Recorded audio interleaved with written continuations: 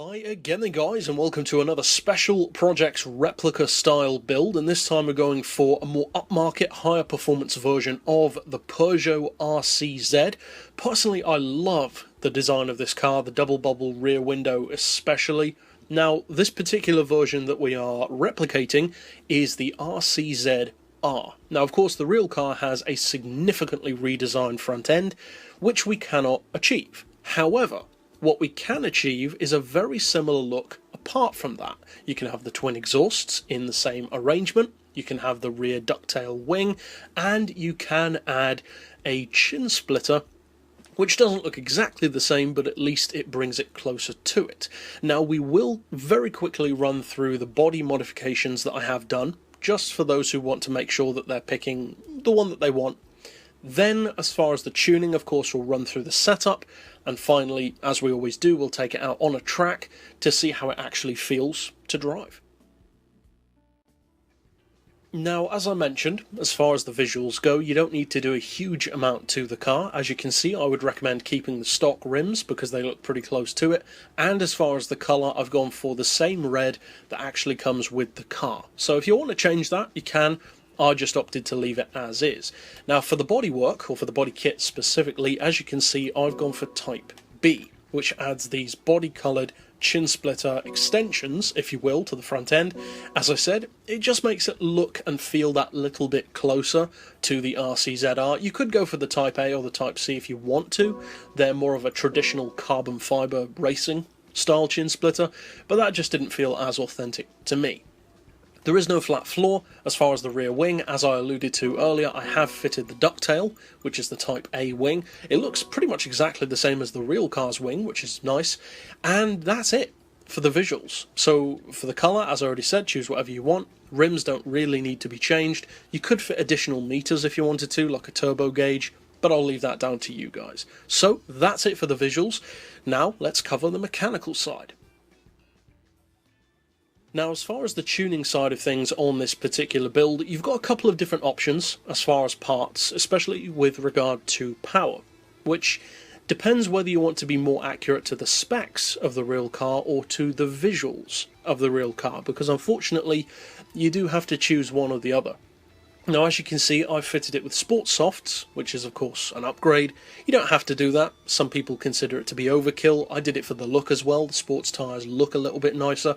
As far as suspension, we've dropped the ride height by 5mm, front and rear. Springs we've just tightened up a little bit to 425 and 250. The dampers and anti-roll likewise are higher than stock, but I have dropped them, as you can see, to 2 all round, just so that it doesn't feel too good or too stiff. Because, of course, it's not a race car at the end of the day. As usual, we've gone for neutral camber and tow. You can give it a bit, though, if you want to, of course. As far as the diff, as always, and definitely with a front-wheel drive car, different settings work better for different people, so feel free to change them if you want to.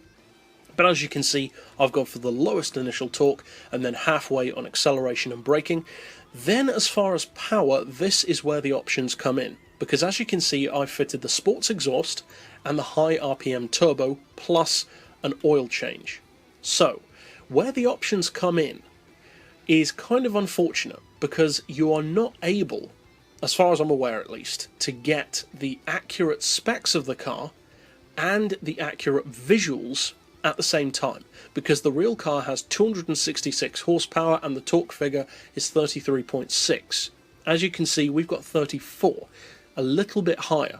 So the option comes here, because if you want to have the exact power and torque, what you can do is fit the high RPM turbo and then the cat instead of the exhaust. But the disadvantage there is that it doesn't look right, because it doesn't have the exhaust either side, it has a twin on one side. So it depends what you want.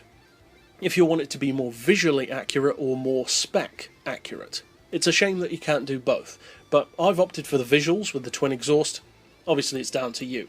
Then, as you can see, you need to reduce the power down to 266 horsepower. As far as weight and also downforce, incidentally I've lowered that as far as possible because it's a road car at the end of the day.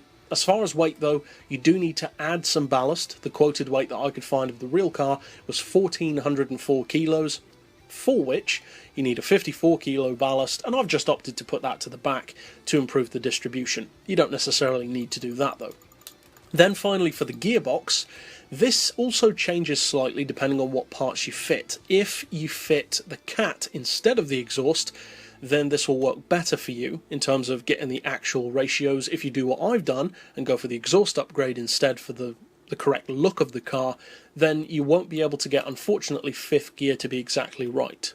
You could, of course, try a different gearbox flip, but as is, to get the real ratios of the actual rcz-r, you want to put your auto setting to 174, as I have, then come down to your final drive, take that to 3.9, then come back up to your auto settings, click it down and back up to 174, and then that allows you to reach these individual gears. And apart from fifth gear, we're running the same gears as the real car of 353, 192, 143, 1.1. The actual car has a 0.88 fifth gear, so it's not too far off. Of course, it doesn't look ridiculous. And a sixth gear ratio of 0.74. Then when you've done all of those, you want to take your final drive back up to the real car's ratio of 4.35. So if you do the other power option of fitting the cat instead of the exhaust, you can actually get that fifth gear to 0.88. So again, that's another point in favour of doing that, but unfortunately you just don't get the correct visuals of the twin exhaust. So again, it depends what you want. So a little bit of a technical replica this time, but it calls for that. It's important. So that's it for the tune. Now, of course, let's take it out on the track. Overall then, the performance, in particular the handling, is definitely different to the normal RCZ, as you'd hope it would be. As you can see through the corners, it does duck and dive a little bit. The suspension is a little softer than we typically do. But again, it's because it's a road car, it's a mass production car, not a race car, and you want it to feel authentic. As far as the visuals go, it's about as authentic as you can realistically hope it would be, and performance-wise it's also pretty close. So if you do decide to use this replica of the RCZ-r, I hope of course you enjoy it, and there are plenty more replicas and custom tunes on the channel if you're new here. But for now, as always, thanks for watching.